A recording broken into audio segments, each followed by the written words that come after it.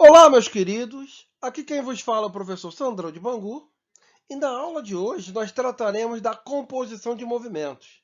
Nós veremos como o movimento de um influencia no movimento do outro.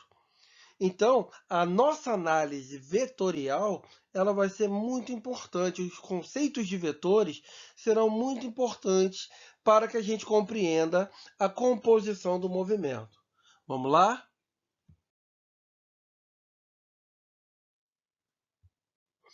A nossa figura, ela serve para ilustrar, né, um dia de chuva sem ventos.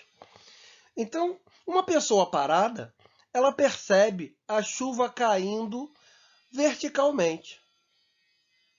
Porém, se essa mesma pessoa, nessas mesmas condições, começar a correr, ela vai perceber uma inclinação na direção de queda da chuva.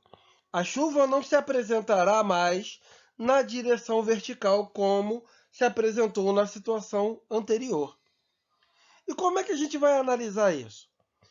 O que nós temos aí é que o movimento relativo da pessoa influencia no movimento de queda da chuva.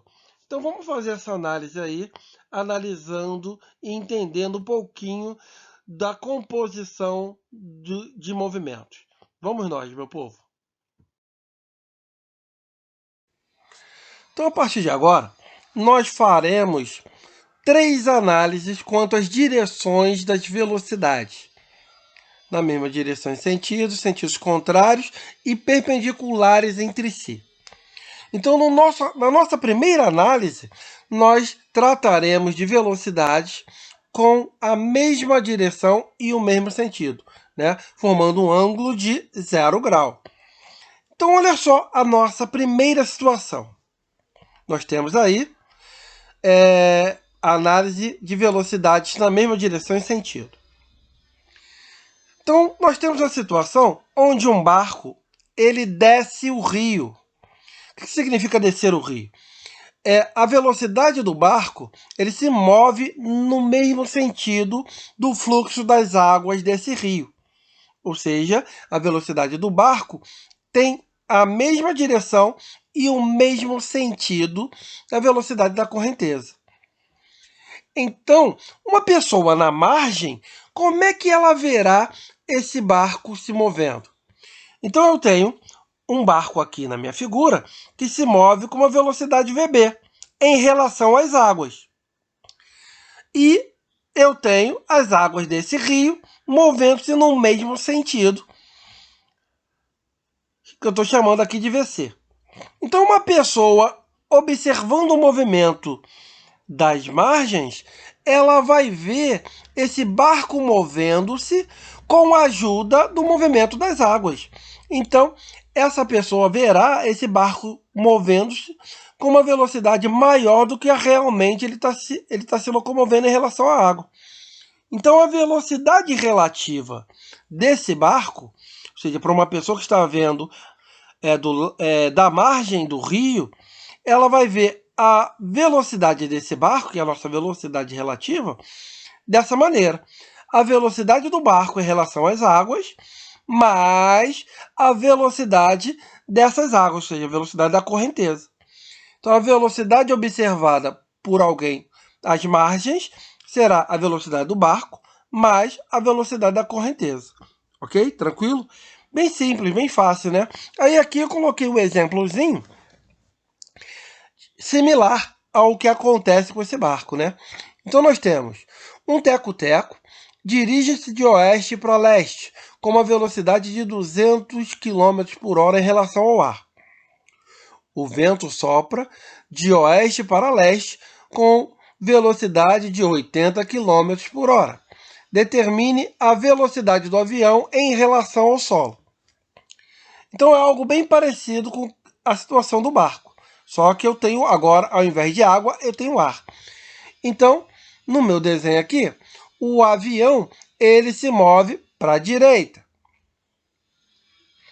E o ar, ou seja, o vento, também está impulsionando esse cara, movendo-se para a direita. Então, alguém no solo vai ver esse avião se movendo com uma velocidade relativizada, né? Porque tem a velocidade dele mais a da ajuda do ar, né?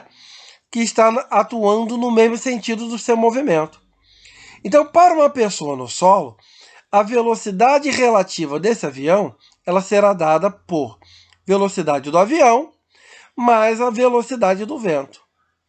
Então, a velocidade do avião é de 200 km por hora, mais a velocidade do vento, que é no mesmo sentido, de 80 km por hora. Então, essa pessoa verá o avião movendo-se horizontalmente para a direita, com uma velocidade relativa de 280 km por hora. Tá? Ok? Então, essa será a velocidade percebida por alguém no solo, parada no solo. Ok? Beleza? Tranquilo? Vamos nós.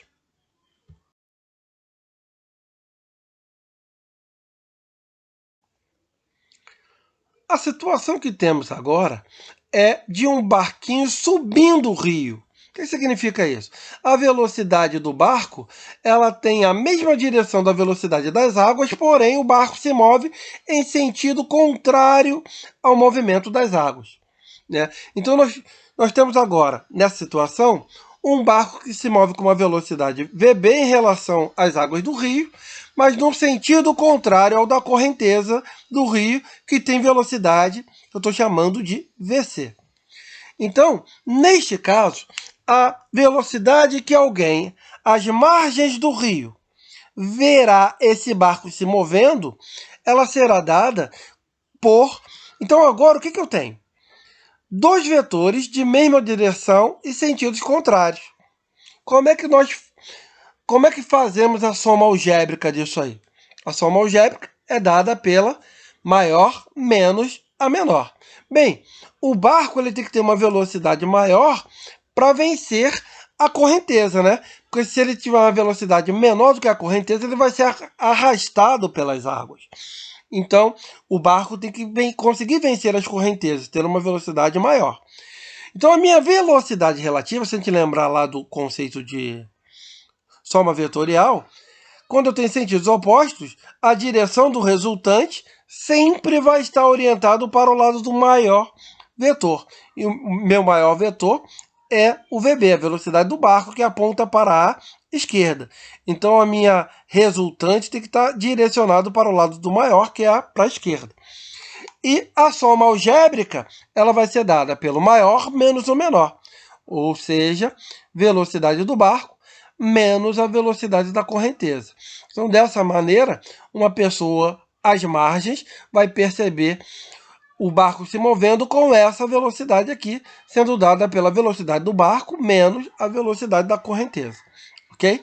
Tranquilo? Vamos prosseguir.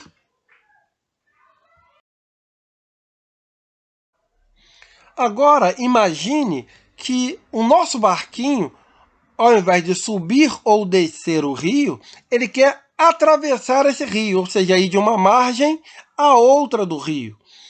Então, esse barquinho ele vai ter uma velocidade na direção vertical. Então, ele vai se mover verticalmente em relação às águas do rio. Porém, a correnteza ela atua indo da esquerda para a direita. Olhando para essa figura aqui, então o meu barquinho que quer atingir a margem no ponto B, a margem oposta no ponto B, movendo-se verticalmente, será que ele vai atingir essa margem? Não, né? Porque nós temos aí uma composição de movimento, como vem acontecendo, né? Além do seu movimento vertical, eu tenho o movimento das águas que ocorrem na horizontal.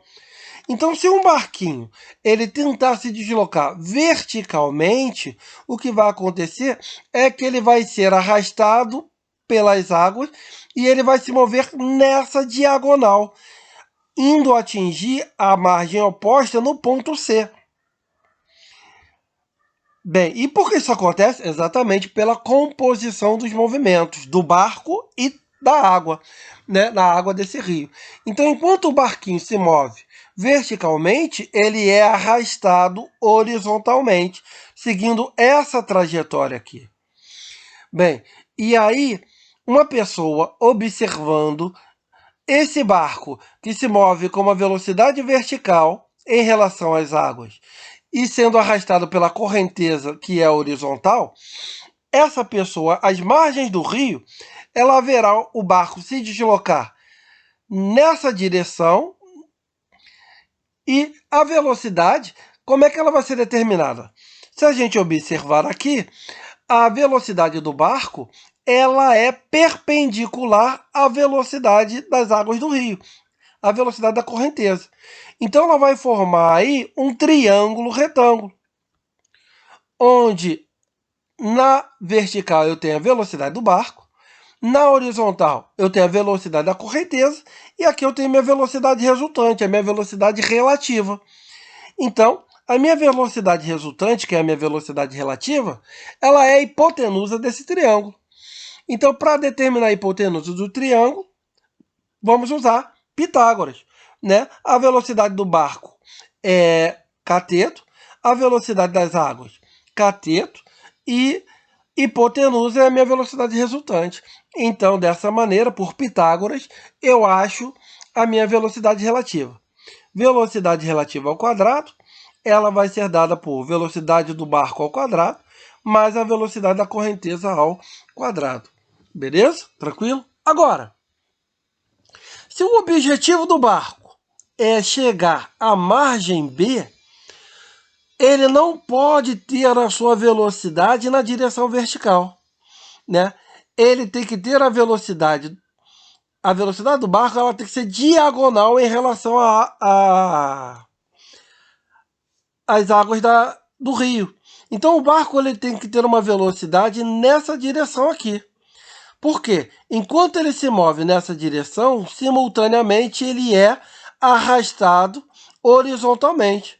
Então, se ele tem uma velocidade diagonal, nesse sentido aqui, enquanto ele é arrastado pelo barco, isso vai fazer com que ele descreva uma trajetória retilínea chegando ao ponto B. Beleza? Tranquilo? Espero que vocês tenham compreendido, tenham gostado.